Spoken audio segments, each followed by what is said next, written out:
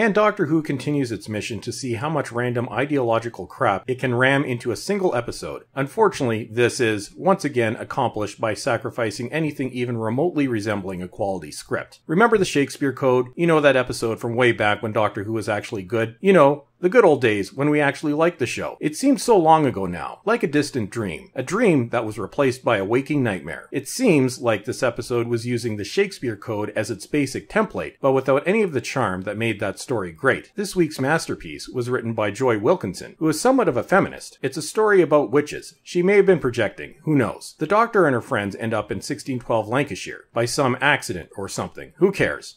And this week we have witches, because we need at least some kind of, quote, plot for this week's ideological instructional session. We start with a suspected witch being dunked. The Doctor claims to be the Witchfinder General, using the overused plot device of psychic paper, and yet nobody seems to question why the Witchfinder General is dressed like Pippi Longstocking. Actually, I don't think anybody questioned why the Doctor and her friends were dressed the way they are. One would think that this might be a sign of witchcraft, but whatever. Then we have local landlord, Becca Savage, who is wonderfully pleasant. She was on Downton Abbey or something. I think there may have been even more projection here. Humor ensues when King James suddenly shows up and deems the Doctor to be Graham's assistant, because where would the fun be without the Oppression Olympics? I'll touch on this more in a minute. I sort of liked Alan Cummings as King James, but was it just me, or was the performance a bit over the top? This really wasn't his fault, because like everyone in this series, he was forced to work with what he was given. I think Wilkinson deliberately wrote the character this way to make him a joke. Even though it's been theorized that King James may have been gay, he's still here to represent the patriarchy. If you read between the lines, which doesn't take much effort really, Wilkinson is trying to portray men as morons, as something never to be taken seriously. Well, I definitely had trouble taking your script seriously. Wasn't it also just so clever to throw in that James had issues with women, going back to his mother or something? We get to witness the Doctor's awkward manicness right off the bat, when she bobs for apples. Whittaker's performance is over the top and stupid,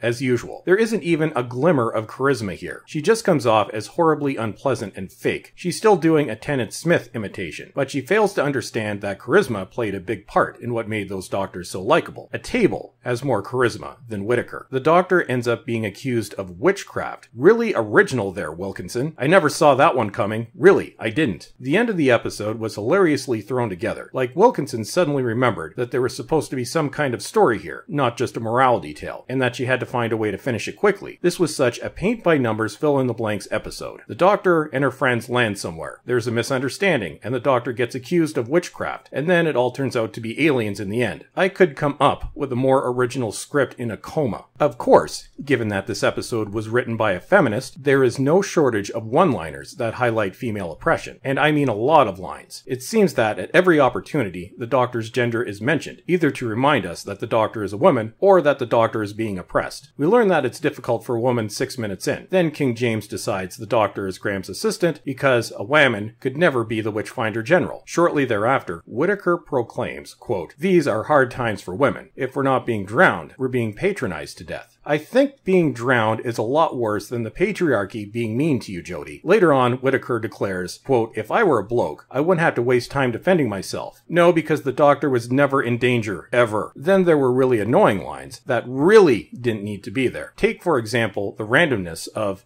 course, as a woman, you don't get to have pockets just yet. Anybody remember during Capaldi's last series when he stated that Time Lords don't have any conception of an idea as antiquated as gender? In short, I thought gender wasn't supposed to be a thing. It seems that the Doctor managed to forget about this concept in between regenerations. There was some humor in this episode, which I don't think was meant to play out the way it came across. I can't be the only one that smiled when King James said, "Arrest the witch," and I was hoping that maybe we might get a surprise regeneration when the Doctor got dunked, but no such luck. Now let's talk about quality. When watching this episode, it seems pretty obvious that the budget has been, shall we say, somewhat cut. Could there be trouble in paradise? The makeup looked like what a child would wear on Halloween. Actually, no. A child's makeup on Halloween probably would be more convincing. The CGI was also especially bad in this episode. And how is it that it actually looked much worse than most of what we had in Series 1, 13 years ago? Now let's talk about the overall quality of the series, or lack thereof, so far. Chibnall, you only had to come up with 10 episodes for this series, which is comparatively a very short series compared to every other series we've had. We are now 8 episodes in, and the only thing that you've proven is that you suck at being a showrunner, but then I've already argued this point to death. Ideology aside, every episode this series would have been filler in a regular season, one of them really bad filler episodes that everyone hates. The central problem, as I keep saying, is that you put ideology before everything else. The result is scripts that are completely devoid of substance. Your choice for writers that weren't yourself, with the exception of Kerblam, were only hired to push specific agendas. This was, of course, going to be a hardcore feminist episode. Take ideology out of the episode, and what do you have? A very boring story that really has very little to it other than a flamboyantly humorous King James. Take away King James, and you have something that manages to be less exciting than math equations. Unless you like math equations, then no offense was intended. This week's drinking game. Take a drink every time Satan is mentioned in the episode. You'll be in for a fun time. You just won't be able to remember anything afterwards, because you'll be drunk.